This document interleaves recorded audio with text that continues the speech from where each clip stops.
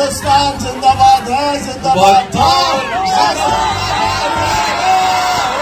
ये लेकिन इंडिया में कुछ फिल्में ऐसी बनती हैं जिसमें पाकिस्तान के बारे में बहुत ही सख्त और नाजेबा जुबान इस्तेमाल की जाती है। पाकिस्तान को धमकी दी जा रही है कि पाकिस्तान का दामाद है, उसकी इज्जत करो वरना लाहौर ले जाएंगे। सनी देओल की और बहुत सी फिल्में हैं ऐसी जिसमें उसने पाकिस्तान को गालियां दी हैं और हमने खामोशी से सुना है। अगर पार्ट 2 निकालने का सोचना नहीं, जो अब निकाल के बहुत बड़ी गलती कर दिया, हमारा दिमाग खराब कर दिया।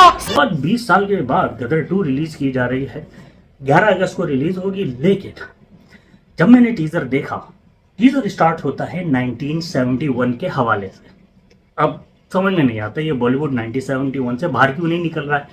इस एक इवेंट को लेके इन लोगों ने इतना प्रोपेगेंडा फैलाया है और फैलाएंगे इन फ्यूचर, इनका पेट ही नहीं भर रहा है। 1971 में इंडिया का क्या किरदार था पाकिस्तान को 2 टुकड़ों में तकसीम करने का, वो सबको मालूम है। एनीवेज टीजर स्टार्ट होता है 1971 में और पाकिस्तान को धमकी दी जा रही है कि पाकिस्तान का दामाद है, उसकी इज्जत करो वरना लाहौर ले जाएंगे। बहुत से लोग ये भी कहते हैं कि पाकिस्तान को इस वक्त जो हालात हैं उसमें जितने भी नेबरिंग कंट्रीज हैं, चाहे वो ईरान हो, चाहे अफगानिस्तान हो या भारत हो, सबके साथ टर्म्स बेहतर करने की ज़रूरत है। उन लोगों को हमारी ज़रूरत नहीं है, हमें जितनी उनकी ज़रूरत है। लेकिन यहाँ पे जो भी आता है, चाहे कोई भी पॉलिटिकल पार्टी सामने आए, वो आते ही सबसे पहले भारत के खिलाफ स्टेटमेंट देना शुरू कर देते हैं। आपके ख्याल से ऐसा ये लोग क्यों करते हैं? और अगर ईरान और सऊदी अरेबिया साथ मिलकर बैठ सकते हैं तो हिंदुस्तान और पाकिस्तान क्यों नहीं? देखिए, उसकी वजह ये है कि यहाँ पर जो फार राइट है ना, उसको ये चीज़ बहुत सेलेबल लगती है कि कोई नारा मार दे इस चीज़ का कि लेके रहेंगे आज़ादी, या फिर अटूट अंग है, या फिर दिल्ली का लाल किला भी हमारा है। तो इस तरह के नारे जो है ना, वो इलेक्शन में तो बहुत अच्छे चलते हैं, लेकिन प्रैक्टिकल रियलिटी ये नहीं होती। उसकी वजह है कि मॉडर्न वर्ल्ड के अंदर स्टेट्स के इंटरेस्ट होते हैं, आइडियोलॉजिकल प्रेजुडिस नहीं होती।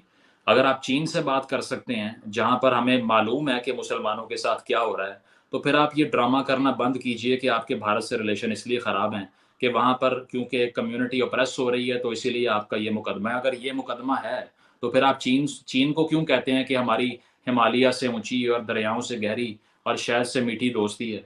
तो वहाँ पर तो आपको याद नहीं आती अपनी कम्युनिटी की कोई बात। तो इससे साबित यही होता है कि ये सिर्फ और सिर्फ फॉरेन पॉलिसी मैनूवर है और है भी सुसाइडल।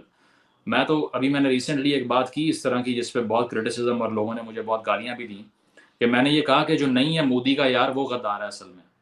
उसकी वजह ये है कि हमने अगर मोदी से बात करनी है तो वो अपने इंटरेस्ट के लिए करनी है भाई, उसके लिए नहीं करनी।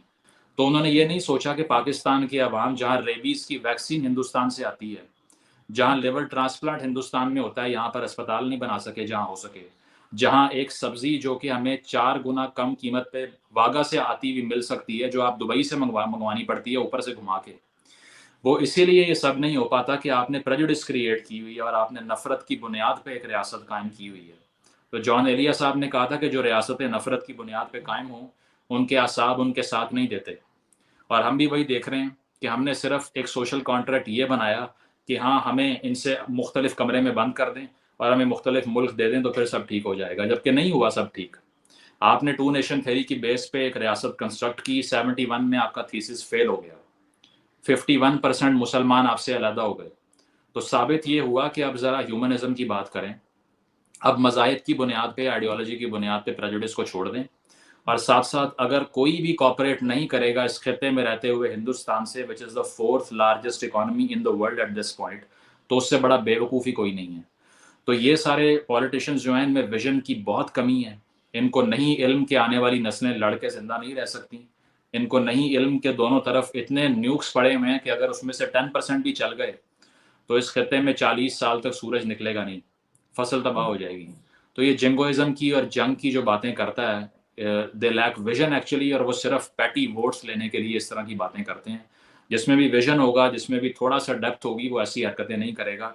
इसीलिए मैं समझता हूँ कि PMLN की जो इंडिया की पॉलिसी थी, वो शायद पीपल्स पार्टी से और PTI से बहुत बेहतर थी।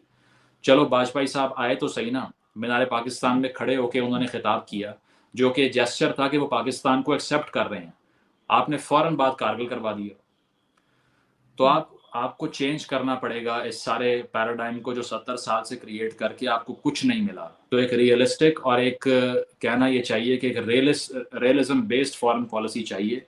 आइडियोलॉजिकल फॉरेन पॉलिसी ने पाकिस्तान को बहुत नुकसान पहुंचाया है।